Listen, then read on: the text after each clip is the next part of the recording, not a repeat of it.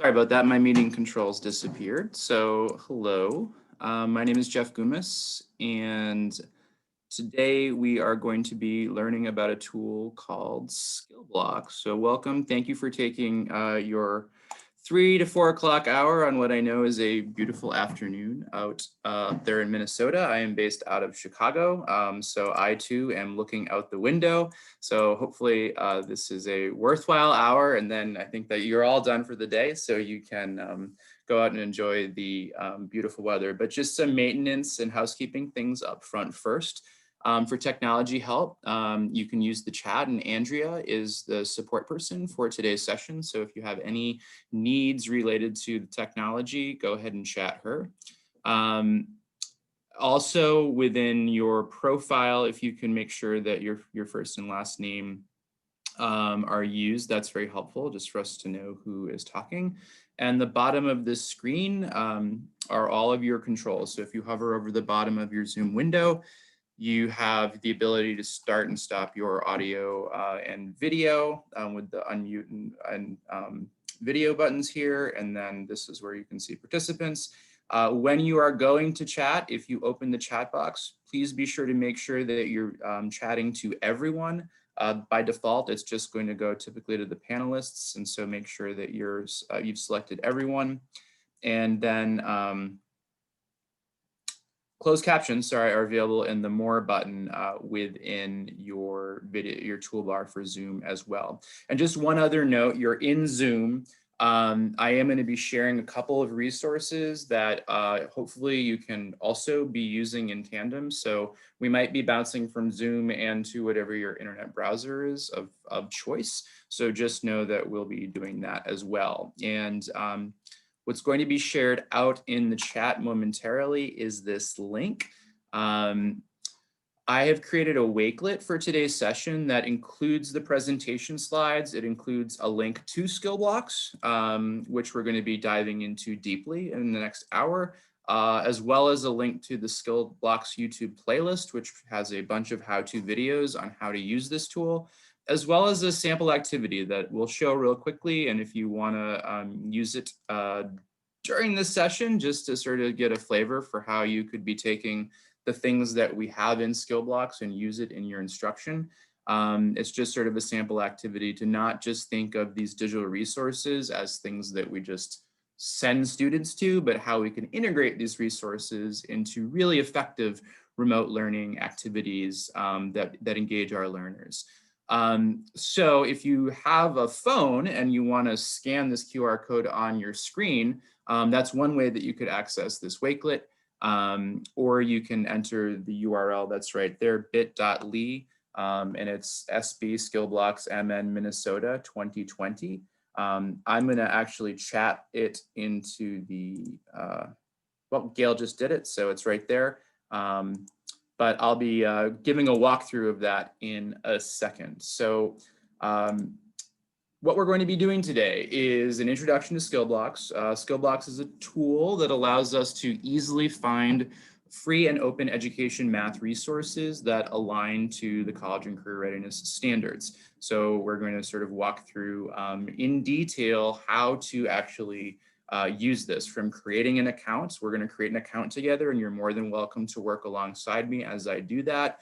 We're going to actually walk through the process of creating a skill block based on a skill or skills that we want to teach, and just show how very easy it is to find content within this tool. And it really is meant to be a time saver for you in finding quality resources that you can use to integrate into your math instruction. We'll look a little bit at ways that you can take this content and organize it and share it and assign it with your students. And then, hopefully I think we'll have time for questions at the end. But you can make this as hands-on or as hands-off as you want to in terms of your participation. I will pace myself so that you can at least go through the process of creating your account in SkillBlox, which is a completely free tool.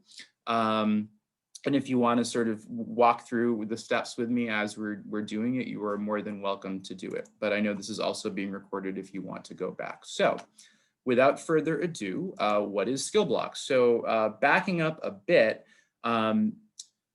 SkillBlox is a tool that was created by an organization called Crowded Learning, and Crowded Learning's focus is on increasing the use of what are called open education resources. Now, open education resources are free, and they tend to, by way of being open, what that means is that you are free to take them and use them in whatever way that you want. You can make copies of them. You can remix or reuse them in different ways, and you can quote unquote redistribute them or share them with students in ways that might not match their original look or feel. And so one of the reasons that Crowded Learning focuses on these open education resources is because of the fact that we as adult educators realize that, one, there's limited content and sort of learning resource development specific for adult education, although in Minnesota, you guys do a great job with Literacy Minnesota in creating really great free resources that are nationally known, actually. So step one is we know there are things like that are done, but a lot of teachers aren't aware of their existence. And so one of the things that we do first and foremost has been focusing on expanding awareness of some of these really great high quality free and open resources that are out there that can be used with adult education students. And then a sort of second tier of what we've been doing for the past 3 years is promoting effective resources and strategies. So having these resources is great, but you have to know what's the most effective way to be using them. And so it's not just about knowing that Khan Academy exists or even knowing like which lessons you should use with students. It's thinking about, how do I want to use Khan Academy with my students to provide individualized practice, for example, and then what do I do with that to help inform my face-to-face time, which right now, is completely remote for, I think, most or all of us.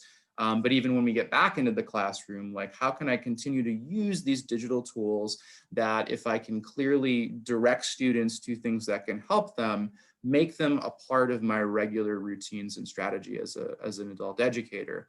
And then the third thing that we've really focused on in the past 6 months, and it's been very timely, obviously, because of our current situation, is experimenting with the sharing and delivery and trying to make it easier for folks to actually use these resources that are sort of scattered about.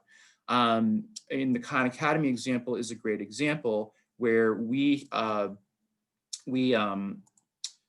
sorry, I'm meaning to close. I'm getting these, everyone's joining the room and it keeps popping up and I just X'd out of my presentation. Sorry about that. Khan Academy is a great example where in learning about what educators are using that is free, adult educators are using, Khan Academy was like the #1 thing that we kept hearing, that this is something that we use, students seem to like it. But it was also, on the flip side of that, very challenging for educators to use it because Khan Academy is organized by grade levels.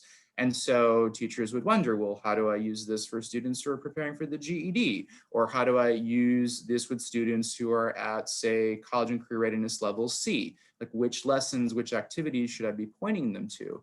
And so we realized that those tend to be challenges for educators, and looking at ways to experiment with sharing and delivery of these resources. And so that is where SkillBlox actually comes in.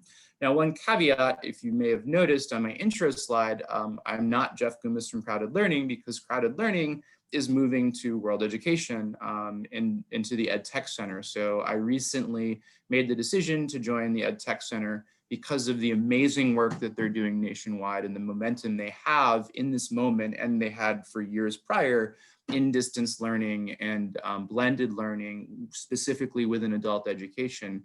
And so it made sense to sort of join forces on that. So I'm excited to say that Crowded Learning now sort of falls under the Ed Tech Center at World Education umbrella.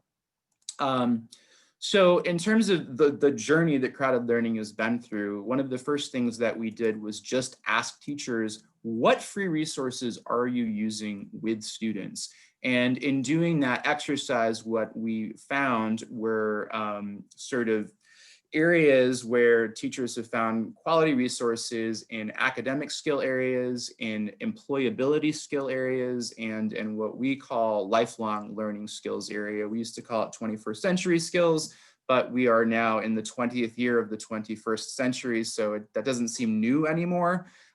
So we've bucketed digital literacy, information literacy, financial literacy, and health literacy as lifelong learning skills.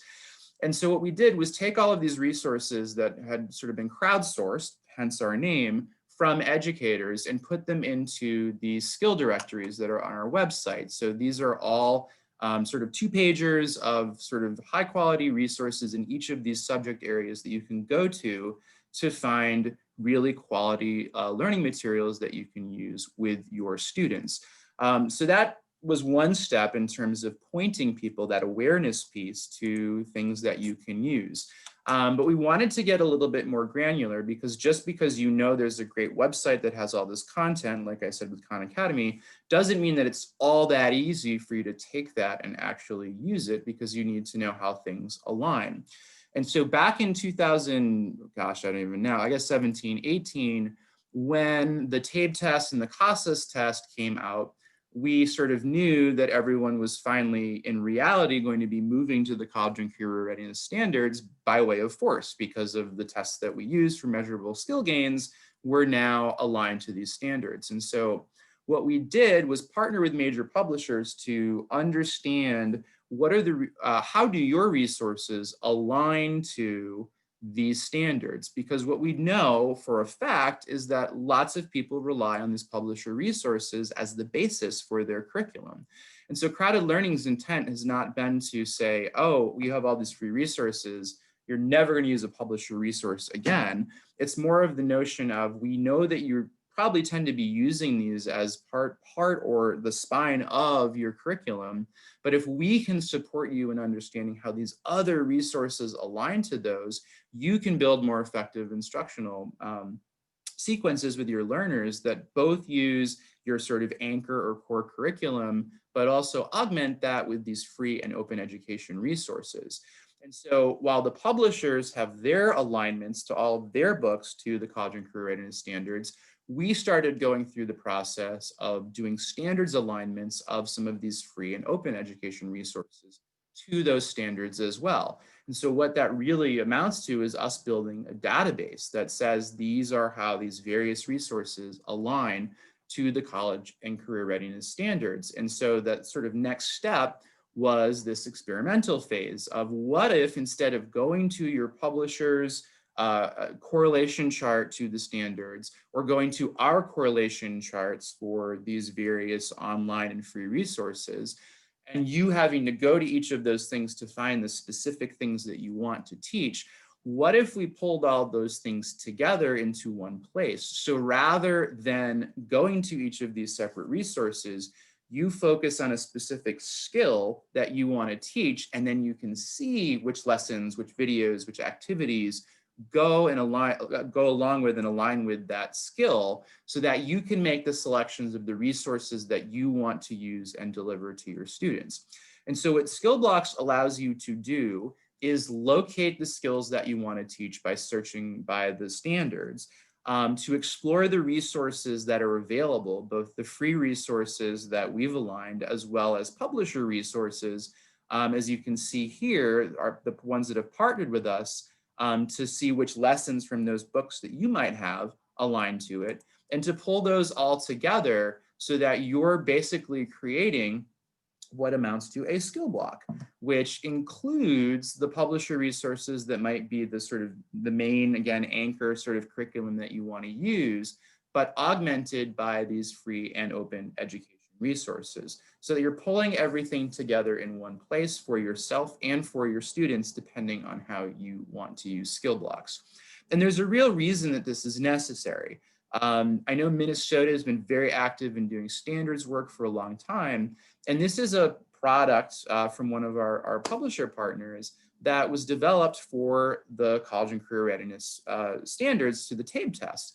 And so this aligns to a standard that deals with identifying angles, lines, line segments, rays, parallel and perpendicular lines, and drawing them. Now, if you look at, this is the lesson in its entirety. It's a little 2-pager, nice little bite-sized content. And we see that it's got all the content. This absolutely aligns in terms of its going through all of these terms that are part of geometry at college and career readiness level C. It gives examples of each of these things, and it tells students how to name these things. So it's definitely aligned to that standard. But if you remember when I just said the standard, it was identify all of these things and draw these things. And none of these exercises have students actually drawing these things. So while this resource aligns to that standard, it certainly doesn't cover that whole standard.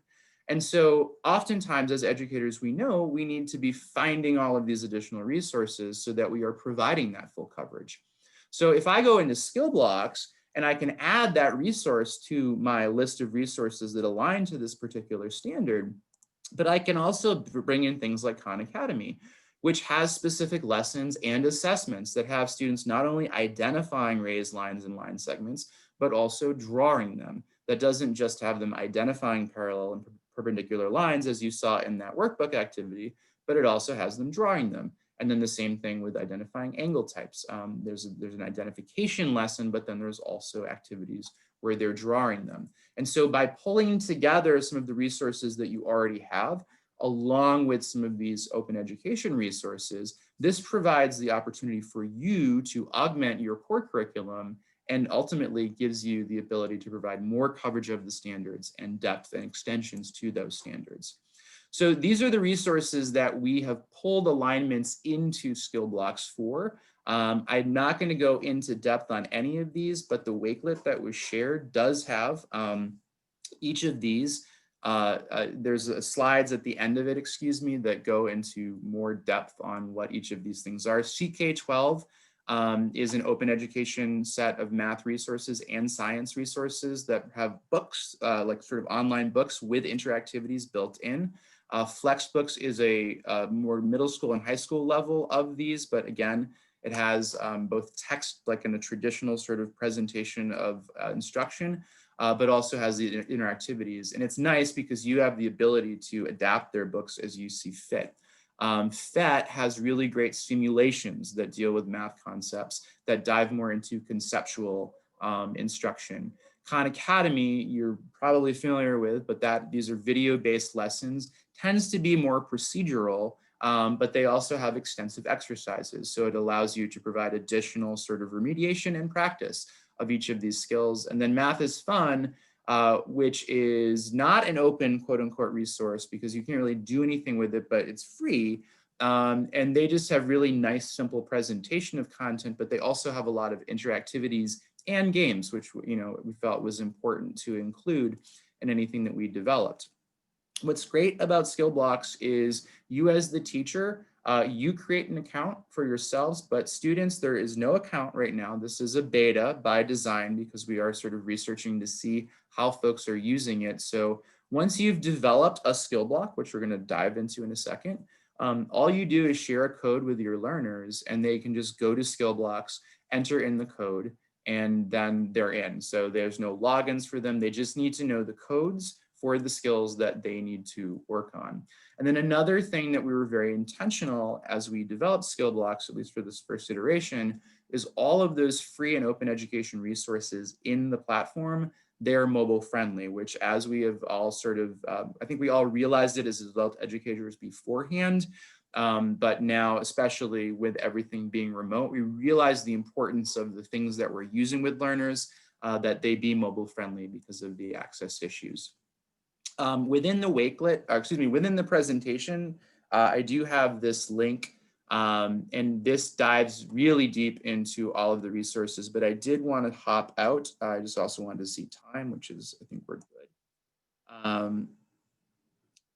I'm going to go to this wakelet so you can see.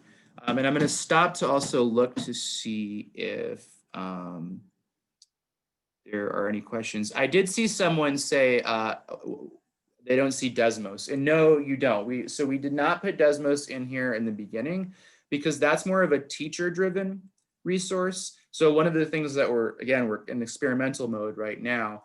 All of these resources are student-facing resources that don't really require instructor intervention other than saying which things you might want them to complete and maybe the support in terms of how to use the particular tools.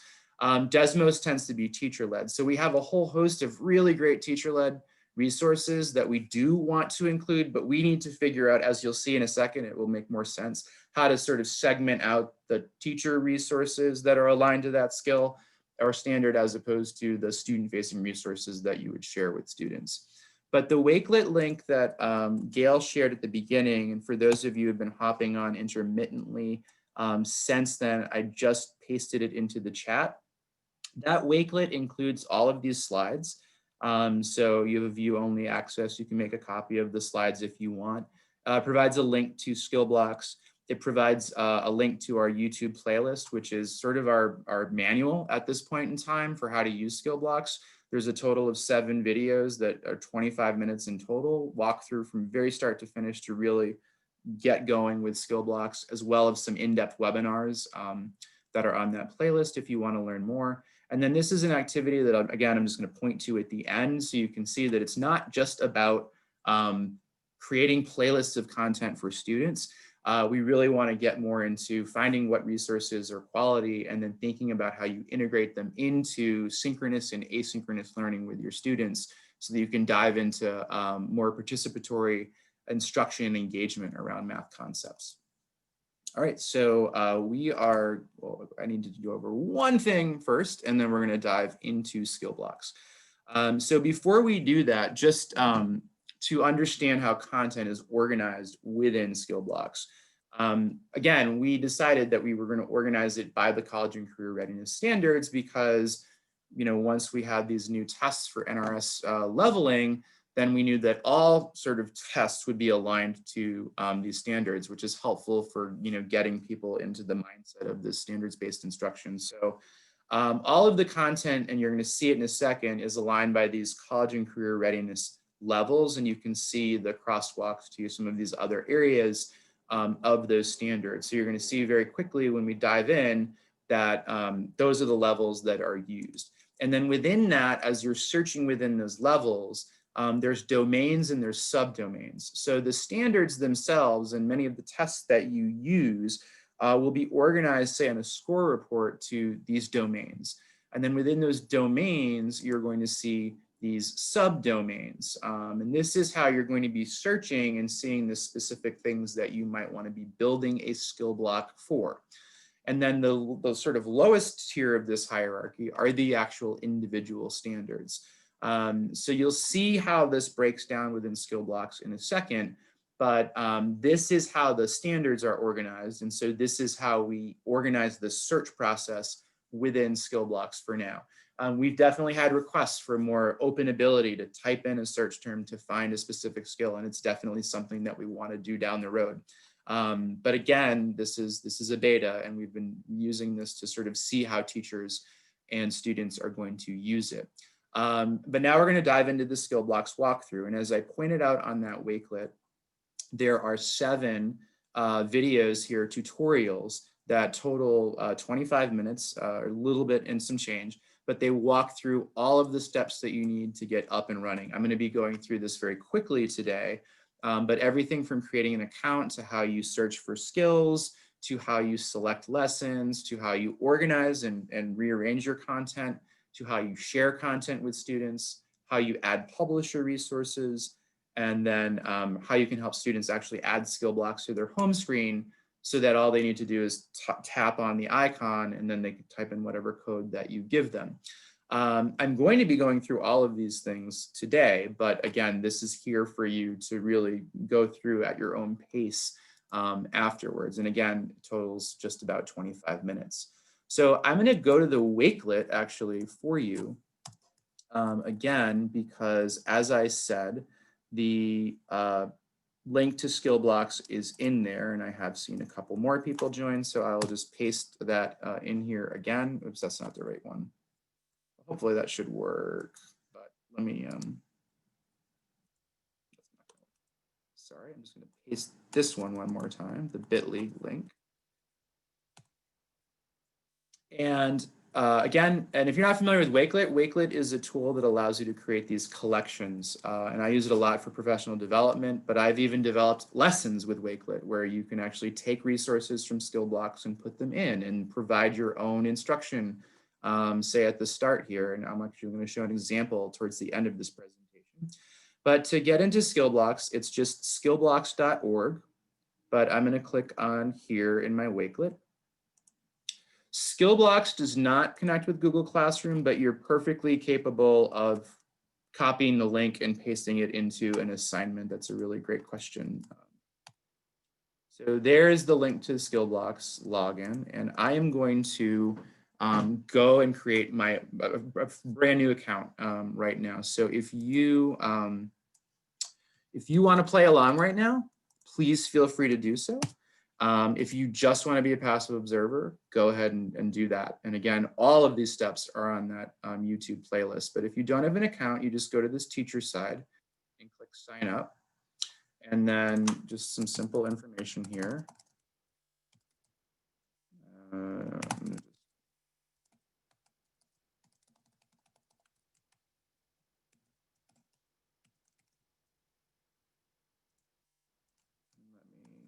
confirm my password.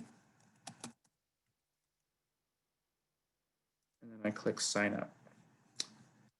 And then there's just a few questions for the profile. And again, all of this is for us to sort of know who's using it, because again, this is a beta. So a next step is for us to really go after some more funding around expanding based on the feedback that we've been getting from educators. So I'm in Chicago.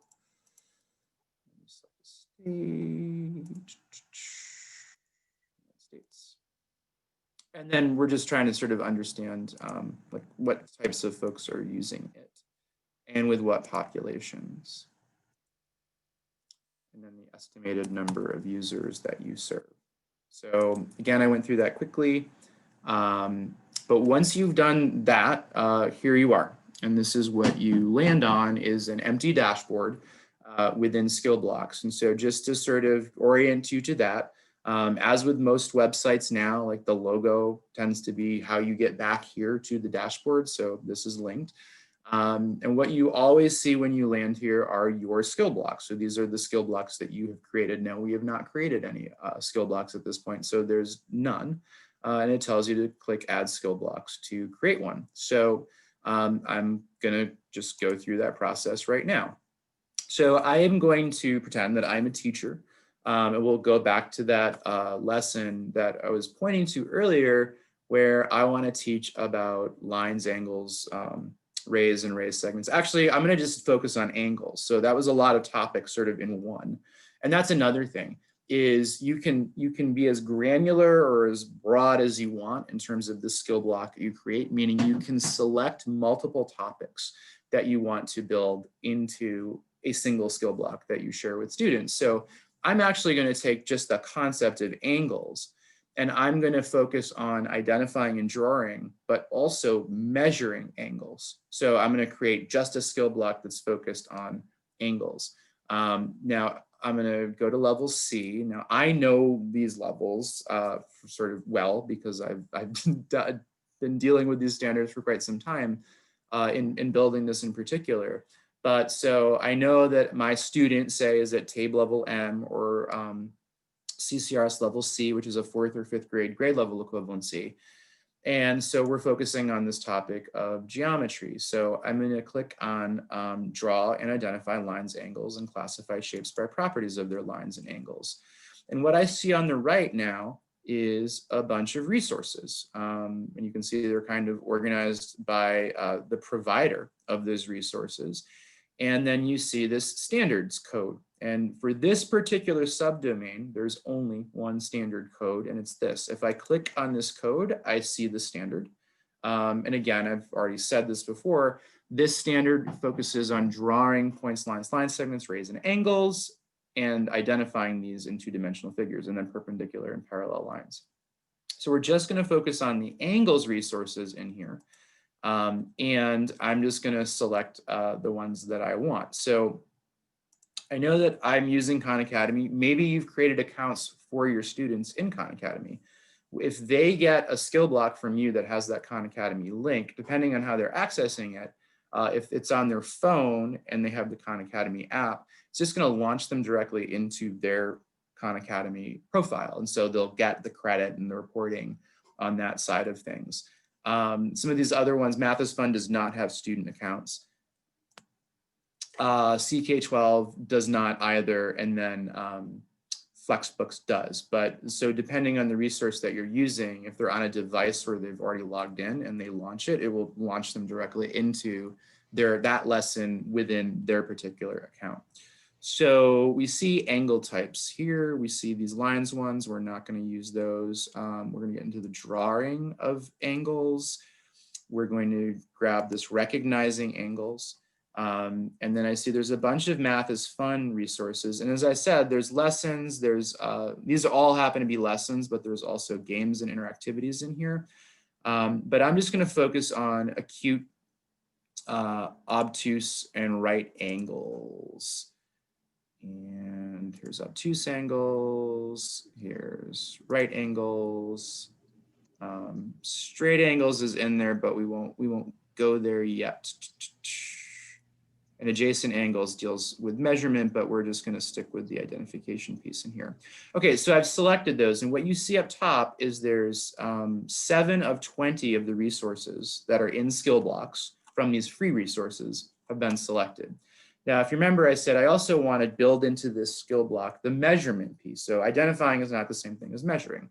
So I happen to know that under measurement and data, there is a geometric measurement subdomain that focuses on understanding concepts of angle and measuring angles. So I'm going to click on that, and now you're going to see that these are my same activities. If I condense this for a second here, now I see my measurement and data activities that fall under this subdomain. And now what you're going to see within that subdomain, there happen to be 3 different standards, 4MD5, 4MD6, and 4MD7. And I can again click on those to see specifically what they deal with. So this deals with recognizing angles that are formed when 2 rays form a common angle, sorry. This for MD6 actually focuses on measuring them. So I'm going to focus on 4MD6. If I go to 4MD7 just for a second, this is getting into composition and decomposition of angles. So we just really want to get into identifying, drawing, and measuring angles. So I'm going to focus on my resources that deal with this one, 4MD6. So I'm going to click on those. And also, Jeff, there was a question that came up. Great, if you could create a single skill block that has resources from different CCRS levels. Yes. Yeah. So I can select multiple. Well, right now I need to sort of add, but yes, you can. Sorry. I'll go back in a second, but let me finish this sort of part, and then we'll go back and I'll show you that. Great. Thanks so much. So now we have all of these. I didn't grab all of them. There's a lesson on pie charts, which could be interesting in looking at angles, but I'm pretty sure that one actually is just more about reading a pie chart. Oh, and then this one's on degrees, and you'll see this one covers multiple standards. So some of these resources or activities or lessons do cover multiple standards. So I'll grab that one as well. And now you'll see I've selected 12 of these resources, and I'm going to click Save. And once I click Save, I'm now going to see that all of these things are in here, and they're organized sort of first alphabetically by the resource provider. So Khan Academy comes before Math is Fun, and then they're listed out here. So again, I'm going to be blowing through this, but and I'm also going to just shrink my screen a bit so you can see all of these. I, as a teacher, putting my teacher hat on, would want to sort of organize these by first I'm going to focus on the identification piece, and then I'm going to sort of bundle my resources around the measurement piece.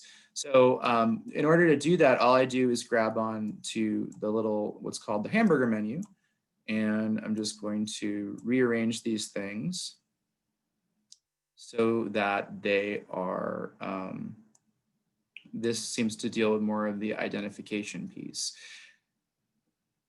So we've now segmented those out, and here's another one. And you'll see that we have these lessons from Math is Fun, And I can click on one just so we can see it. So let me actually go to this Math is Fun lesson so you can just see a sampling of it. So again, I like Math is Fun because it's a very simple sort of what I would call, even though it's online, a one-pager, if you will, of these concepts. It's a great reference. And so they can see all of these different types of angles. They can actually, very Wikipedia-ish like, where they could go and click and learn something more. But they also build in these nice interactivities that you could actually use as part of modeling with students, and sort of pointing these things out during a live synchronous class.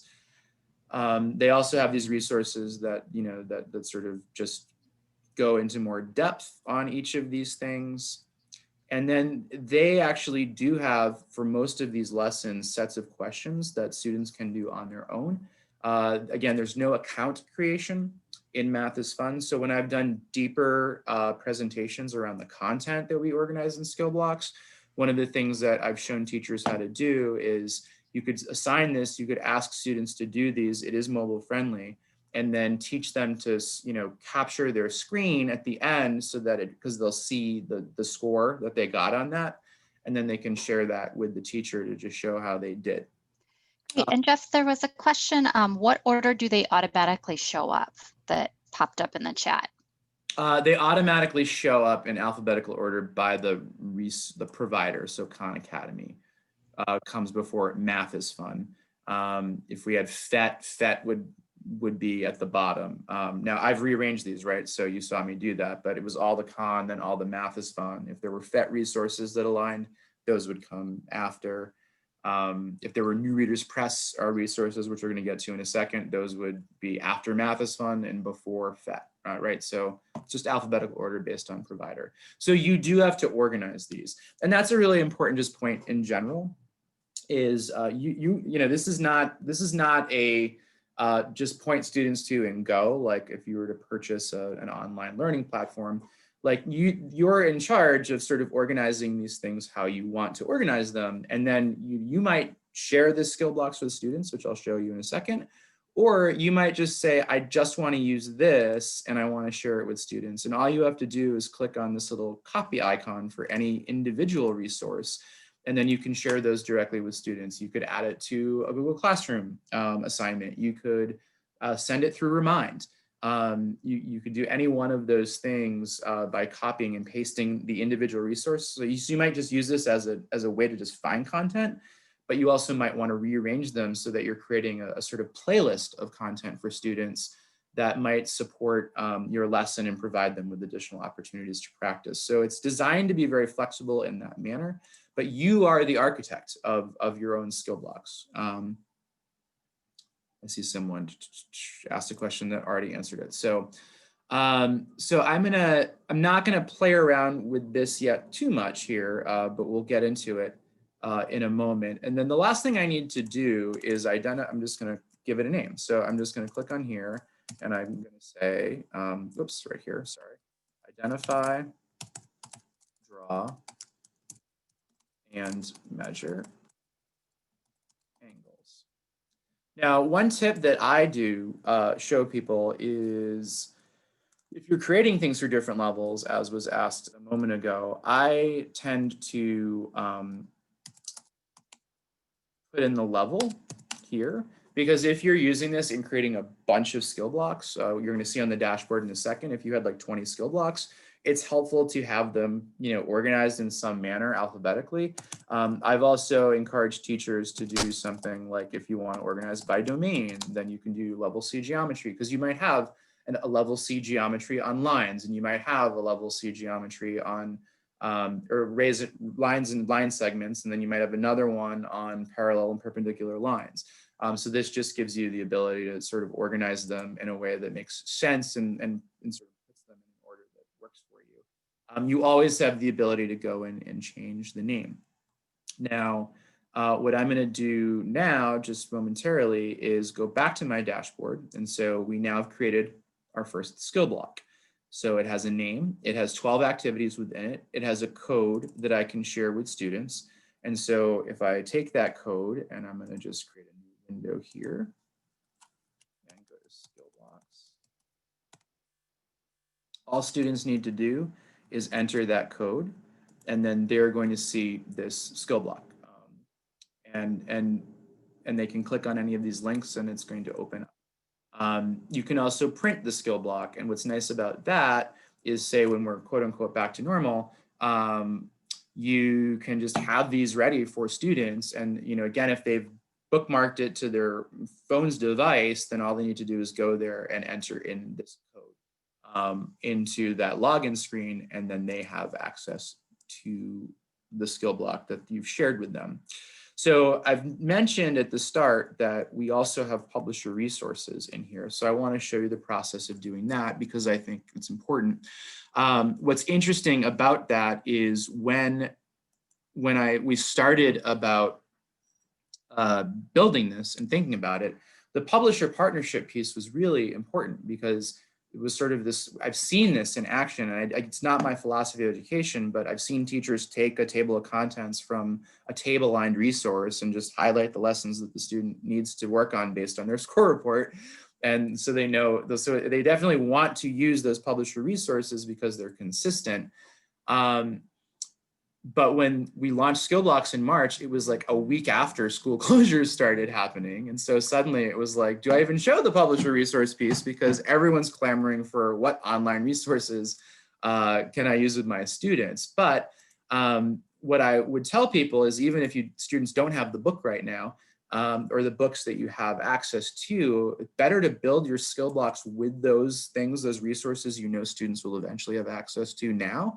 Because when you get back to class, then you're really going to have this sort of nice playlist of content that you can tell students, these are the book lessons that you can do, and then here are these online lessons. So to add publisher resources to your SkillBlock library, you just go to Manage Library. And now you'll see it's very exact same interface as adding SkillBlox. I need to add my print resources. So right now I have no print resources in my library. I need to add them. And just a caveat here, when we're saying add a print resource, this does not give you access to that print resource. It does not give you PDFs of the book. Maybe down the road, there's a way for us to get into that if we have partnerships that with publishers that give us the ability to do so. But when you're adding a resource to your library, to your print library, what you are saying is, my students have access to this book. So when I'm looking for skills that I want to find resources for, I want to know what lessons in the books that I have and my students have access to align to that skill. Okay, so you're not getting the pages, they're not going to show up, but it does give the students a reference to the lessons or the pages that they can go to. So in terms of how that works, you can sift through specific publishers. So we have 3 publisher partners: McGraw-Hill Education, New Readers Press, and Paxson. They all provided their alignments of their materials to the standards. It's just the CCRS. We do want to, once we have additional funding, add a TABE filter and add a CASAS filter at the very bare minimum. We do probably want to get into having a GED filter as well, so that folks can be searching for skills based on the content or the skill hierarchy that is most relevant to them. But again, right now it's just to the CCRS. Down the road, we do want to add other subject areas, but we started with math. And then again, by level. But if you're talking about the books that you have, you probably just want to search to find, I know that I use this book, so I want to add it to my library. So to be judicious and not favor one publisher over the other, I'm going to first go to a product from Paxson called TABE Tutor. And Jeff, there was a question that came up a moment ago in the chat asking, the students do not need to download an app for phones. So could you just clarify that? Yeah, so they don't need to download an app for phones. What they do is when they go to SkillBlox as a page, they can add it to their home screen, and then it will show up as an icon on their home screen. There is no app, and it's just really a way of bookmarking so that they have it's just on their home screen. So basically, when they go to any website on their phone, depending on the phone type, there's a button that allows you to either add it or copy that link. There is a video in our playlist on how to actually do that. Oh, there's one other question that came up, if you are ready for another question. Sure. So there's a question, can teacher users add resources? Like if someone had a student-facing online resource she wanted to use in the SkillBlox she was creating that was not already coming up in the search, could that teacher add that? Yeah, no, we don't have the ability to add resources, but it's definitely sort of one of the things that we're really, and this is part of why I wanted to move myself and SkillBlox into the EdTech Center, because they just do a great job at hooking into projects that are funded. So an area of research that we want to do is what does that look like? Because not only does that give you as a teacher the ability to add the things that you want, but if we build that in correctly, that allows you to say, hey, this is a great resource that aligns to this skill. And so that we can build out a broader library of resources that are outside of the things that are in here right now. So no, it's not in there, but it's definitely something that we want to do. We started with these broad scale, widely used resources like Khan and CK12 because we know that they're effective, that they're widely used. And because of both of those things, we also know that they're accurate. One of the things that we would need to do in that model is if say teacher A adds a resource, we'd want to be notified that something's been that someone has added and they say that this is a great resource that aligns to the skill. And then we want to figure out what's an evaluation process for us to say, yes, this resource should be added. But we're not there yet. So just to show you what I just did, I had typed in the title of this book series. So, maybe your center bought a bunch of these books. All I do is select those, I click save, and now I see these things that are in my library.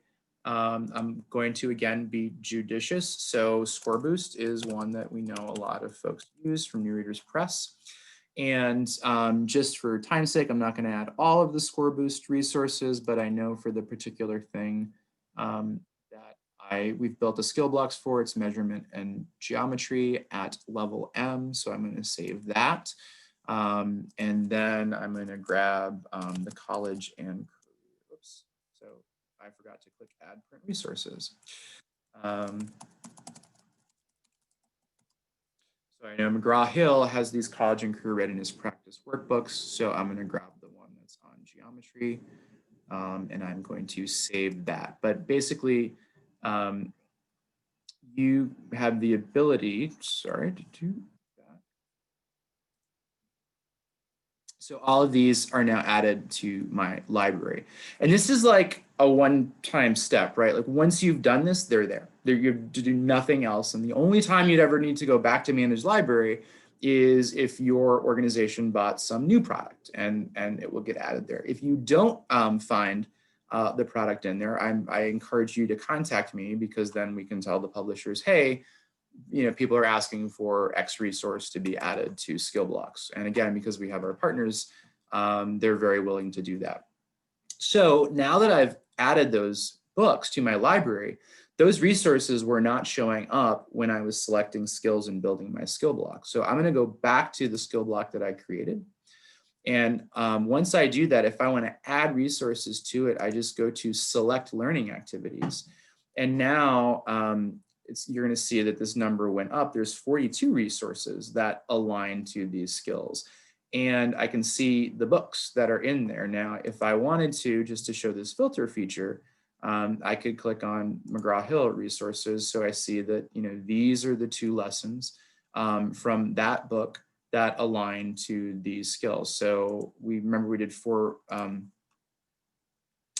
Oh, this is the same resource. So so actually this is interesting to show. So here's a lesson in this book. It's the same lesson and it aligns to, 3 of these standards within these 2 domains. So when I click on it, it's not going to duplicate it. It's just it's a one-time reference, but we see that it aligns to all of these things. If I go to Tabe Tutor, which was Paxton's book, I'll see the specific lessons, that align. And then if I go to, again, just to be judicious here, New Readers Press, I see that, again, we looked at this standard and then this particular standard. And then I can click save. And now those are added. Now those get added at the end. So one of the things that we did was if you've already created a skill block, we don't want it to reset and rearrange that order. So everything stays the same in terms of the order that you had it. And then anything new that you added falls at the end. And again, it's in alphabetical order, so M, N, P. And so then what I could do is rearrange these into the sequence that I want.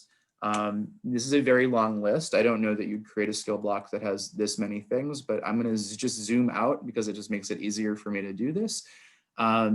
So we had, this resource. So maybe based on that sort of screen that I showed at the beginning, you want your textbooks to be the first thing that they're seeing, because those are sort of the core curriculum that you're using. And so then, those are there. And I know this one dealt with that standard as well.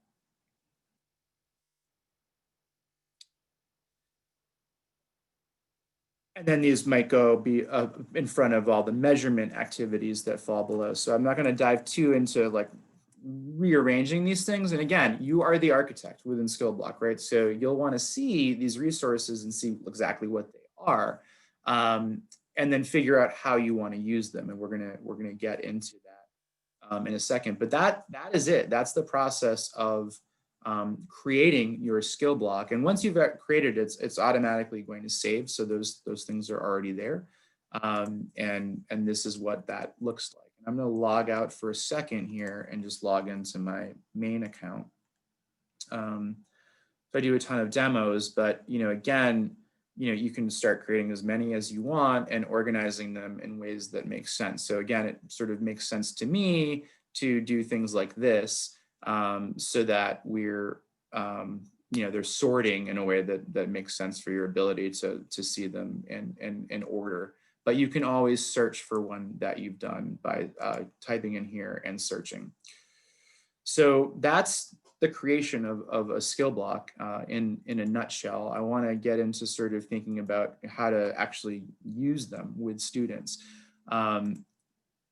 So we know, and I am tickled actually, like one of the things that I think has been most beneficial of our current sort of situation is that teachers are realizing that technology is not the solution. Technology is something that gets leveraged for you to be able to deliver content. And I think for so long, we have said, oh, we're going to purchase a license to some technology and just send students to that thing and they're going to learn. With skill blocks and just with what we've had to do, we realized that we need to be figuring out ways to sensibly integrate some of these things so that students are working on things maybe outside of our limited synchronous time or face-to-face time, which is remote right now. And thinking about how to sort of get those in the hands of students and then thinking about how they sort of fall into an instructional sequence. And so, you're starting to learn and start using some things like Wakelet or Padlet to share content with students. And, out of the gate, I think everyone had to figure out how they were going to establish and maintain communication with students. And then we also are now moving into figuring out how do we manage that content and provide a digital home room or some sort of home base where we're organizing things for students and sharing it out. And so SkillBlox just sort of falls in here in terms of there are ways to take this content, get it into the hands of students, and that's also very flexible for you and flexible by design. So, what you saw me do in a very rushed sort of pace was find all these resources and very, very roughly organize them. But maybe you're just using skill blocks and you're going to save skill blocks for your own personal reference, right? Like you just want to see what resources are out there that align to these skills so that when you're thinking about, creating a lesson with your students, you have, a go-to spot and where these things are. Or maybe you want to organize them sequentially so that you can share that code with students and then students know these are resources that I can go to for a particular skill. Or maybe someone asked the question about, does it integrate with Google Classroom? No, but you could share a link to a skill block in Google Classroom or specific activities within a skill block. And that's as easy as clicking on that icon that's going to grab the link. And then you could, paste that into, again, a remind message. You could paste that into a Wakelet. You could paste that into a Google Classroom activity and share it however it is you feel is best suited for the way that you've established the way that you're teaching and learning now. One region in South Carolina, at the onset of COVID, they started working through, the first thing they actually did was take their books and establish teacher verification model proxy hours for units of study within the books. So they had an established math curriculum aligned to the TABE test. They used TABE there. So that was set. They knew the lessons and the activities that they were using, but they organized all of their books into units of study that if students do, because they were literally sending packets of work home with students because of limited tech access. They basically created this curriculum around that. But then they went in, and these were two retired teachers actually, which I love saying that because we always say there's such this threshold for tech for teachers who were older, but two retired teachers, like they went to the SkillBlox webinars and they went about and created 200 SkillBlox that they plopped onto a website to make available for all of the instructors within their region, aligned to their curriculum. So they put them in these spreadsheets. So for every single thing within their curriculum, they've created an associated skill block, and that skill block helps those teachers know which lessons from their books align to that lesson or that lesson within their curriculum, and which resources within skill blocks do. And then those teachers have the ability to do what it is they want with those. They also then took individual resources from the skill block and put it into a tool called Wakelet. Whoops, I didn't mean to click on that. It launched me. But again, you can use a tool like Wakelet to create standalone lessons. So I've mentioned Wakelet, and we're using Wakelet for this. I've organized resources within. But here's an example of a lesson that I created using skill blocks to help make it. So I created a skill block and I found all of the resources within that align to equivalent fractions. And then I created a Wakelet. And this Wakelet, I decided to, it has great images that you can put in there. So pizza, equivalent fractions, pretty common. And I just added a nice little intro that explains this sort of intro about equivalent fractions. And then I took the resources from Math is Fun and from PhET for this particular standard, and I put them into an explore section. So here are things that you can use these are interactive for you to explore equivalent fractions. So this is an interactive fraction activity. This is one from PhET, which is really excellent resource that I hope you explore. And then here's an interactive fraction number line where you can slide along 8ths and 4ths and 3rds and halves and 16ths and to see where there's equivalencies across those. So just really just exploring, getting into concepts. And then here are learning activities from skill blocks that I pulled into here. So I copied the link and pasted it in here so that there's readings, there's videos. Here's something in Math is Fun that has a reading and a video and an interactivity with that fraction number line in there. I pulled in the games from Math is Fun that were in my skill block and put them into here. So there's 4 games that deal with equivalent fractions. And then I grabbed the Khan Academy practice sets in here that deal with equivalent fractions. So I've taken these, I've organized these into this very shareable Wakelet. And I've created a resource that I can share with other teachers. Wakelet is actually a tool that I can add this to Google Classroom or share it with students in different ways. So it's a way to take this content and figure out how you want to use it with students. Because I don't necessarily advocate that you're just sharing a skill block with students. I think you need to think about how it is you want students to be engaging with them and with each of these resources.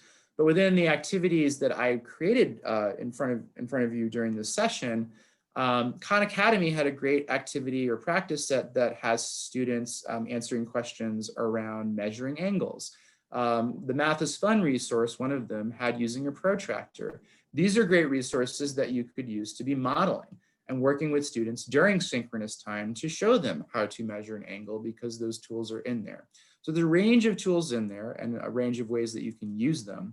And then we're hitting time, so I want to see if there's any questions. So none of these Flexbooks captures time if they're going into Flexbooks. Khan Academy, I think, only captures lesson creation. There is no time sort of tracking within SkillBlox because SkillBlox isn't a learning platform. It's really a content platform.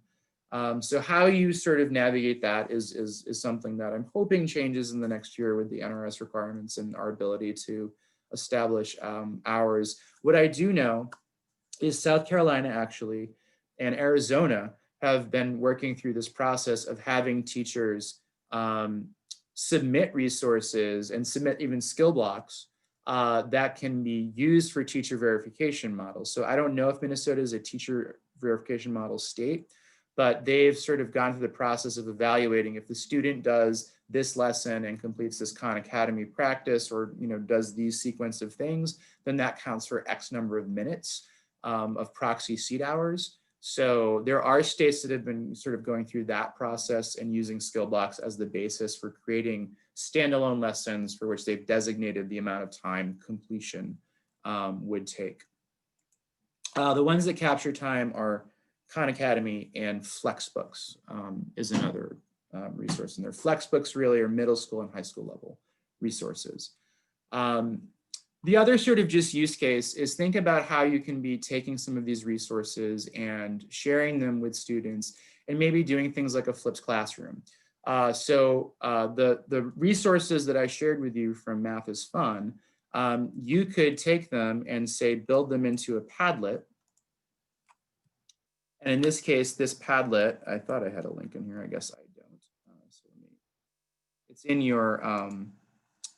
in your Wakelet, so maybe you've already gone in and done this. But I took the 3 lessons that were listed in my skill block and I added them to this Padlet, and you could share this with students to find an angle in your house, take a picture, and then add their photo. And you'll see here that folks have gone and added, like taken a picture and added pictures for each of these. So this might be an activity that you send out to students ahead of time, and you're using the resources within SkillBlox to create activities like this that create learner engagement prior to class, and then you can have discussions during class around it. I see that we're at time, so we are actually at the end.